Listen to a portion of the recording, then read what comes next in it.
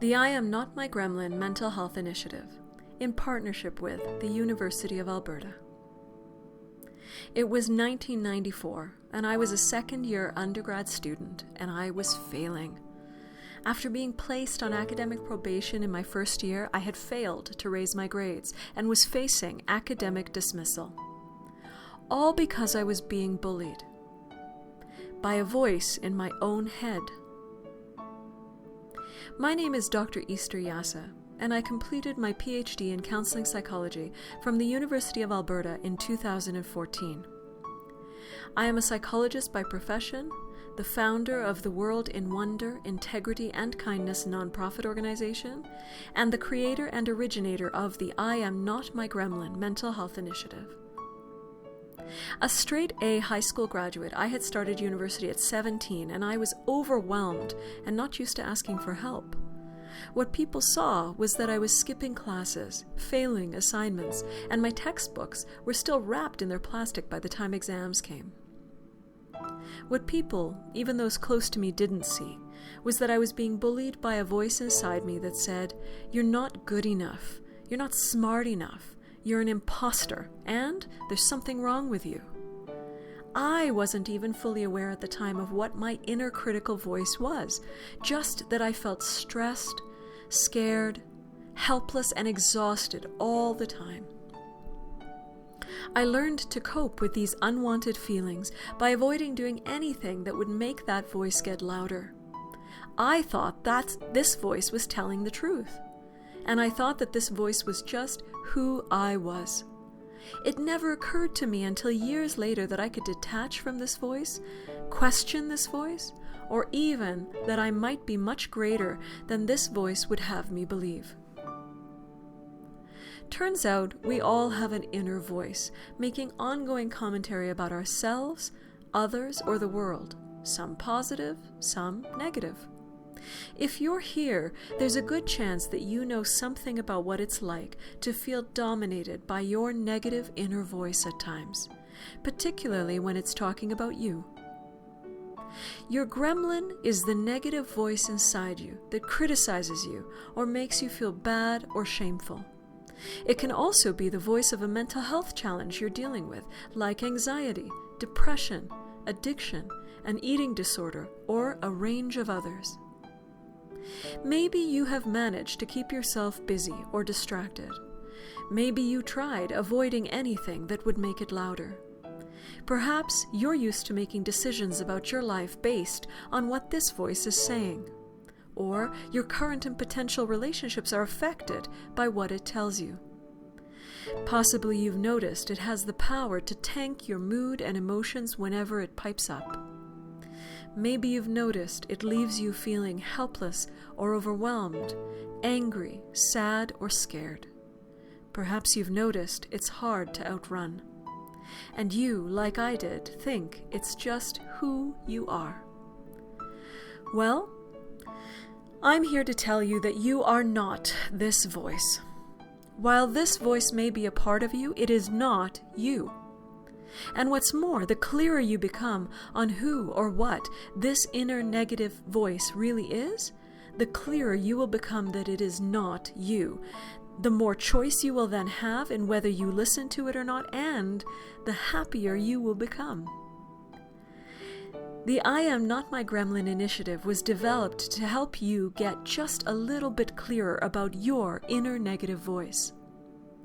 There are 6 I Am Not My Gremlin steps that I figured out through my personal journey and my professional training and experience, and want to share them with you to help you start your journey towards knowing that you are more than this voice tells you that you are. These steps are: separate it, name it, see it, make it, voice it, and challenge it. No cool acronym, short and sweet. Let's just take these steps one at a time. In this first I Am Not My Gremlin video, we're going to focus on how to begin to separate who you are from this voice. It's not unusual to be thinking that your gremlin's voice is yours.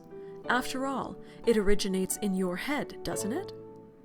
It's quite common after what might be years of hearing this voice pipe up and drone on that you may be convinced that this negative inner voice is just who you are, who you've always been, and who you'll always be. After all, how could it be any different?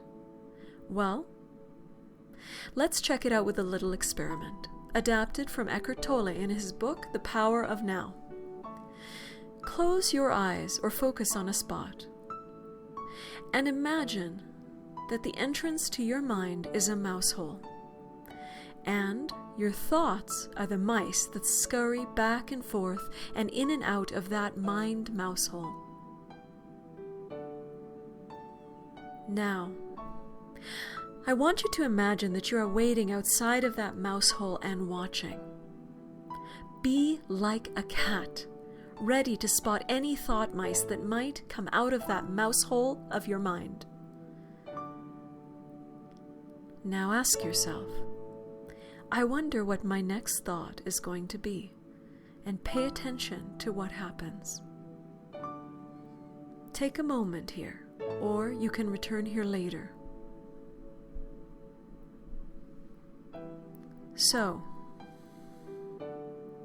I could ask you all sorts of questions about whether any thought mice popped out of the mind mouse hole, and if so, how many there were, and how fast they came out. But I'm not going to ask you that. I'm going to ask you instead, if the thoughts are the mice, and your mind is the mouse hole, then who or what is the observer, the cat? What is that part of yourself that is just watching, detached, not the same as the thoughts at all?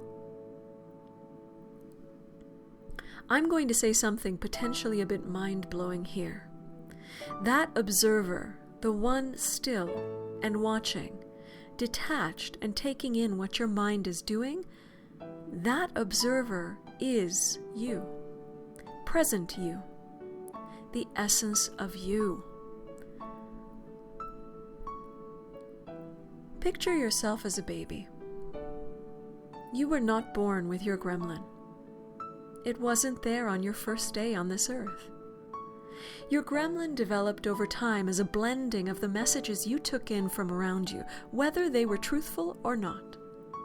Human beings, when small, are remarkable little detectives. We're always aware as children of what's going on around us, even when we're not conscious of doing it. The trouble is that we're terrible interpreters.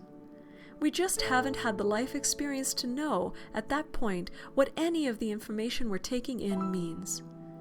And when you add in the fact that we operate from a self-centered view of the world in early to mid-child development, we're likely to assume that whatever we see or hear is about us somehow, even when it's not. This, coupled with the messages we're taking in from around us, is the primordial goo from which our gremlins emerge. This is how they're born, separately and distinctly from you. I hope by now you've begun to have a sense that your gremlin voice may not be what you've always assumed it to be, that it may not be you, that there was a time when you were free, even if very early in your life, and that you are of much greater and purer presence and energy than your gremlin would have you believe. And maybe, just maybe, that this knowledge could illuminate for you a doorway to happiness and mental wellness that you may not have even known was there. Join me in the next I Am Not My Gremlin video, where we'll focus on helping you get more clarity about what your gremlin is saying, how it's affecting you, and what you want to name it to support your separation from it. See you there.